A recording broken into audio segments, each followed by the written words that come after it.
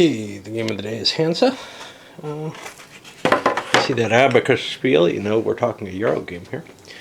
And I've done the initial setup, which involves just throwing one of these goods counters in every little circle and stacking the rest of them here at random. It's going to be a 4-player game, so all the goods are used. In smaller numbers of players, you take goods out of the game. In 2 players, you take 2 sets of goods out. If you want a rules overview, I'm going to give you one, but you're not going to like it. If you're not familiar with me, Rocking Horse Dreams has a very, very good introduction, explanation of the rules, such not. But I'm going to do this anyway because it's my habit, and maybe some people would like to see. I kind of struggle with rules. So I've played this once a while ago, and with my wife, and we probably got some things wrong, and I may well get some things wrong again. But I barely remember it. I remember it being kind of fun in a light sort of way. So let's see what it is, because when I listened to Jason, he made it sound like this is a really heavy thinking game, and I'm a little worried about that because I'm not in the mood for that right now. I'm pretty sure I strayed away from automobile, knowing, even though I kind of wanted to do that after doing Locomotive Works. All right, so each player in turn, with the starting player, and you have to remember the starting player for victory conditions for some reason, is going to be placing 2 of these, what are they, market control markers or something like that, in a city. The only restriction is they can't place them in Copenhagen at the beginning. And then once you do that, there'll be 2 more rounds of placing 2 of these market markers into a different city. You can put it in cities with other people, you just can't put it in a city you've already thrown markets into. Then at the start of the play, each player is going to get their own turn, and what you do is you grab 3 thalers, the money. There's not a lot of money in this game, but you're not allowed to have a lot. This is a game where you're trying to deliver goods and get victory points from that primarily. Although board presence also counts for something. So you get 3 thalers and you drop it on your money bag. And you actually start with 3 as well, so you're going to have a pile of cash to begin with. Then you have the option to replenish goods markers. If any of these are empty, you can pay 1 thaler and refill them all. And that starts from the first stack here, I believe. And once you run that one out, you go to the next one, the next one, the next one. Once you start hitting the last one, the game's in its final stage. That's sort of the trigger for the game end. Okay. All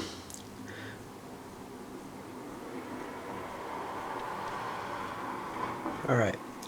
And you got to pay 1 thaler to do this, and it does all of them. Now, you don't have to do this unless there are no goods available on the board at all. So it's your choice whether or not to blow a thaler on refilling the board. There may be some, there may be something you can do that you want to do just fine, and you don't need to refill the board and let somebody else spend for it. On the other hand, getting some additional pieces out there might help make your decisions. Then you get to carry out actions and move your boat at the same time. Everybody shares this one boat. The 3 actions you can carry out are purchasing goods, setting up a market booth, and selling goods. And you're allowed to move your boat during that. Okay, let's talk about the boat first. Anytime you want to move the boat, you follow an arrow and you pay 1 thaler.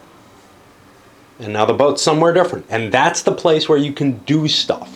You can only do stuff where the boat is. We're all merchants on the same ship, basically. You can move it as much as you like, but it costs you each time. So purchasing goods. Purchasing goods means you're allowed to pick up one of these market markers and you grab it anywhere you like. Anywhere where your boat is. You can take 1. You can't take 2 because you can only do 1 action in each city that you visit. So if you're buying goods, well, you got to run back to the ship before it takes off. If you're selling goods, well, that's all you get to do there too.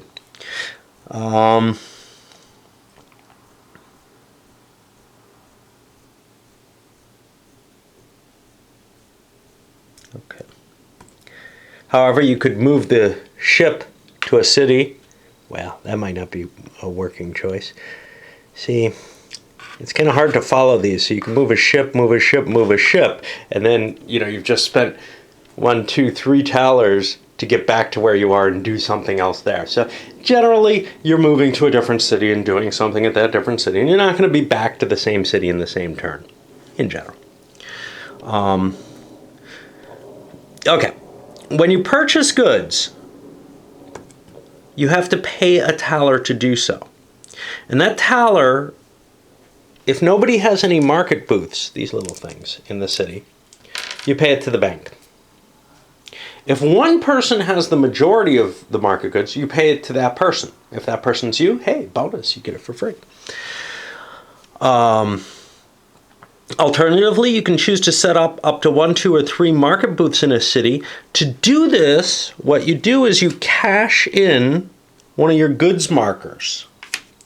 And the number of barrels on the goods marker is how many market booths you get there.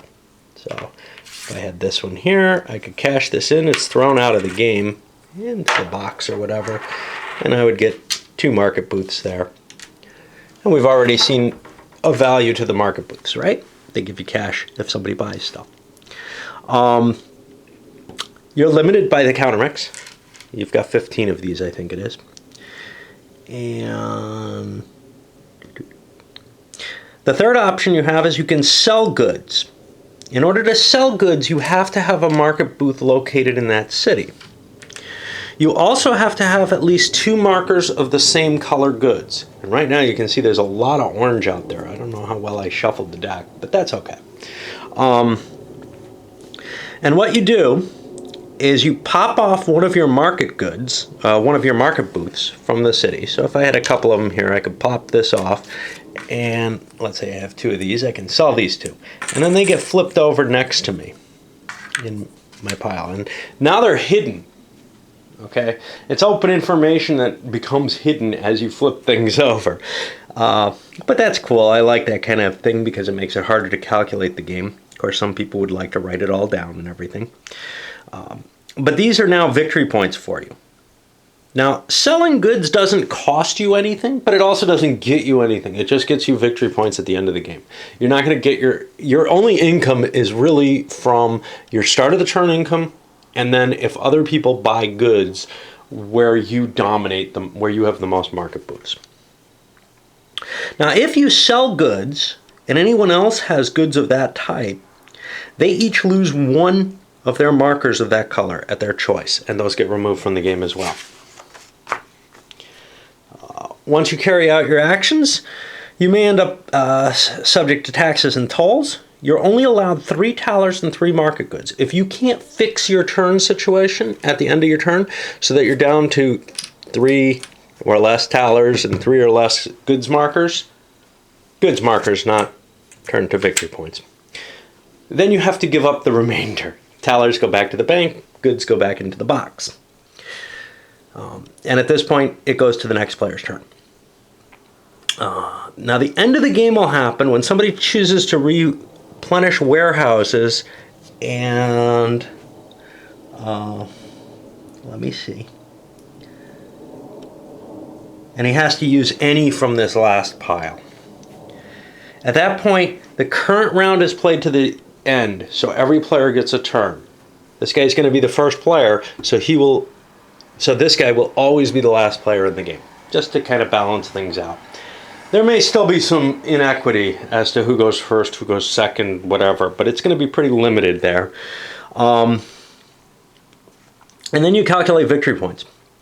Each unsold goods marker that you have, each set of barrels, is going to be worth 1 victory point. Each sold goods is going to be worth 1 victory point plus 1 per barrel. So this would be worth 3 upside down. Each city in which you have a market booth, you get 2 victory points from. If you're the only person with market booths there, you get 4 for the monopoly. And then whoever has the most victory points wins. Very, very simple. But there's a lot of consideration. Playing it in 2, it can be a really cutthroat game. I think it's probably even worse in more people in terms of being able to, see opportunities and cut people out and everything like that. So I'll be giving that a shot in my playthrough. And, well, away we go.